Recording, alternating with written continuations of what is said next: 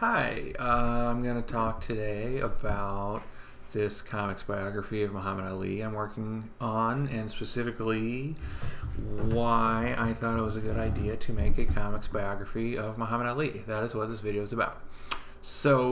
I'd say the initial idea came to me in about 2009-ish. It was right after I finished my first published book, and I was thinking about what I wanted to do next, and a comics biography made a lot of sense to me, largely because I work in nonfiction a lot of the time. I like to draw portraits and likenesses and do research and do a lot of work that's about kind of recreating what I've learned in comics. That's most of what the work I've done has been about.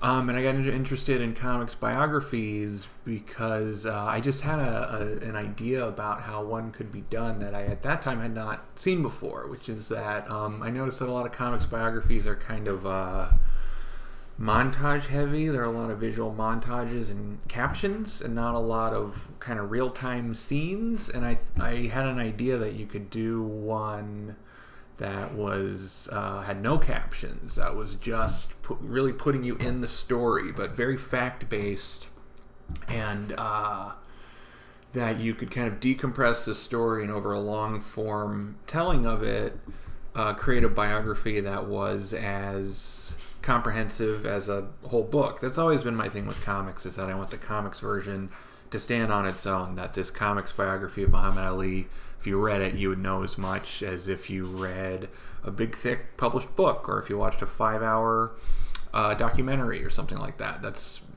been, to me, the desired outcome of this project the whole time. And in having to sort of dramatize it a little bit to create those moments, I think comics works well for that, because comics are such a subjective medium. When you draw something, when you recreate something from drawings, it's inherently a creative interpretation. So I felt like comics worked well for that. And then it was important to be very truthful in doing that I might write some incidental dialogue and things like that, but essentially everything would be completely rooted in fact and truth. There wouldn't be any like character motivations or moments that weren't based in truth. So I was drawn to Muhammad Ali for a few reasons initially. I'd say the main reason I've ever been aware of Muhammad Ali is because he refused to fight in the Vietnam War, that he took a political stance as a famous athlete. And that's, to me, something I've always had a lot of admiration for. I think sort of the political presence of Muhammad Ali, to me, is what's always been on my radar, and has made him, the difference between being a sports hero and being like an American hero, to me, was about that, the political stance he took. And as I considered him, also one reason I thought his story would work really well in comics is because it's visually the thing he did is visually interesting. Like a lot of musicians maybe have cool stories, but you can't really represent music in comics very well. But drawing a lot of boxing matches, and how well he was able to incorporate his own narratives into the boxing matches, so there's like really genuine stakes and kind of a deeper meaning to these matches. It's not just people fighting for no reason or for a title or something like that.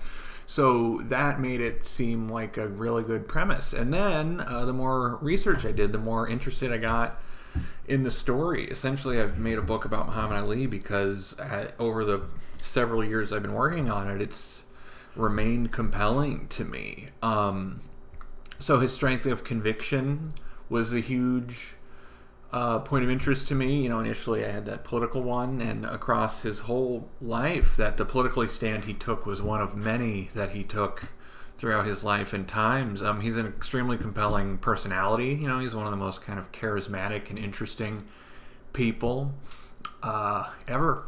And that his story, he's very funny and very serious at the same time. I felt really connected to that. The story takes place over different eras. You're drawing the 50s and the 60s and the 70s and so on. That's very interesting to me as an illustrator.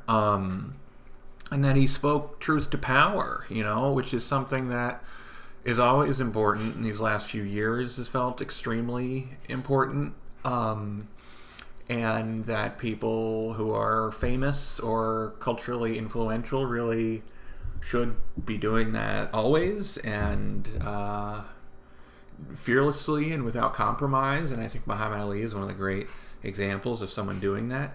And then for me, I'd say maybe the most personal to me element of this is at the end, the last whole era of his life, it's a story of someone with Parkinson's disease, which is something I think in general people don't have enough knowledge and awareness of. As I read all these accounts of Muhammad Ali's life, the understanding expressed about that condition he had was really disappointing to me.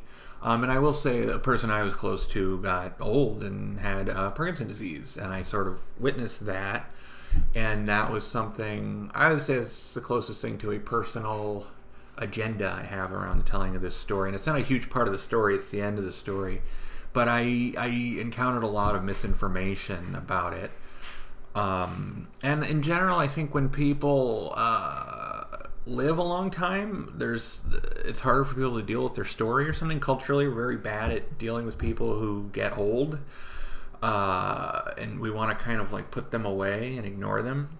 So I think that's lousy. So I'd like to challenge that notion too. And just a general notion that the last years of Ali's life are a sad story, because I really did not see it that way. And that is to me the only sort of very spin I put on this story, other than just trying to recreate what I learned from reading many versions of the story. So those are the big notes, and that I ultimately, too, my whole body of work is about this idea that if you take any information and recreate it as comics, you're creating accessibility around it. That my hope is that people will learn this story and engage with this story who may not have otherwise. I think most people have some familiarity with Muhammad Ali, but the scope and the depth of the story, I don't think a lot of people know, and this is like one of the most important stories in American history, in my opinion, and in many people's opinion. So I would like to bring this story to an audience who potentially would not have otherwise engaged with it. So that's kind of what I'm trying to do. And then an important thing to acknowledge is that this is the story of an individual who's a tremendous example of Black excellence. And I'm going to talk more about that in the next video. I'm going to make a video about why I personally feel like it's maybe my place to tell this story, which is not a simple question and doesn't have a clear answer, honestly. But I'm going to open up that conversation and say a few things about it. So that'll be the next video. Cool. Well, thanks for watching this. I'd be interested in any and all feedback I get. All this is to try to put eyes on the Patreon to support this project as it rolls out. So there's probably links to that below. So click on those and maybe help keep this project alive. All right. Thanks very much.